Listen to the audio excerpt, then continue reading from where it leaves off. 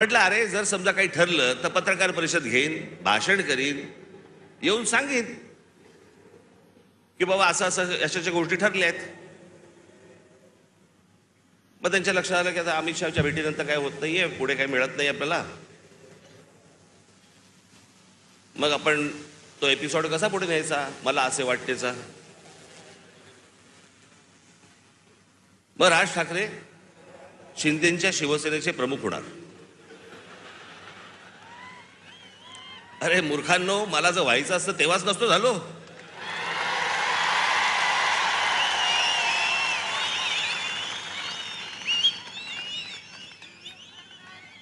या माझ्या घरी इथे जवळपास 32 आमदार, 6-7 खासदार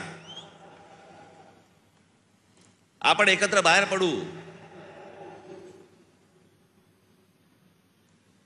आणि काय मग नंतर माझा महाराष्ट्र दौरा सुरू झाला. तोपर्यंत इकडे सगळे काहीतरी बांधणी सुरू होती. मी आता काही नावं नाही घेत कोणाची. आणि ह्यांना वाटलं मी काँग्रेस मध्ये त्याला सत्ता होती त्यांची, जॉईन होणार बाकीच्यांसारखा.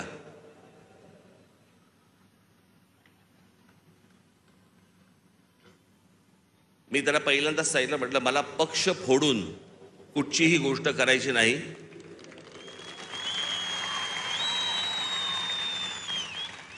आत्ता म्हटलं माझ्या मनात विचार नाहीये, पण जर उद्या जर समजा मी काही केलं, पाऊल उचललं तर स्वतःचा राजकीय पक्ष काढीन, पण कोणाच्या हाताखाली काम करणार नाही.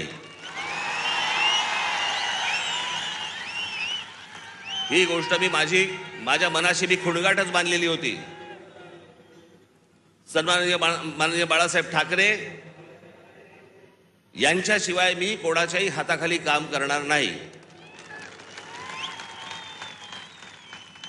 तरी त्यातल्या त्या एकाला संधी दिली होती, समजलंच नाही.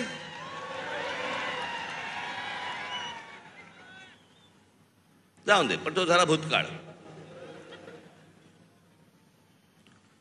त्याच्यामुळे असल्या कोणत्याही गोष्टींवरती तुम्ही विश्वास ठेवू नका. मी कोणत्याही शिवसेनेचा प्रमुख, अध्यक्ष काही होणार नाही. मी जे अपत्य जन्माला घातलेलं आहे, महाराष्ट्र नवनिर्माण सेना, याचाच मी फक्त अध्यक्ष राहणार.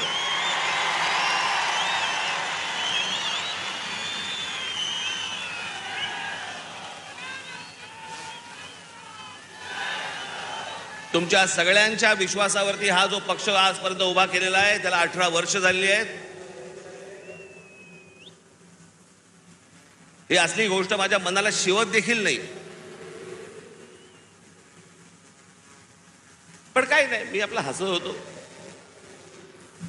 कारण त्यांचं काही करू शकत नाही आपण. आज मला असे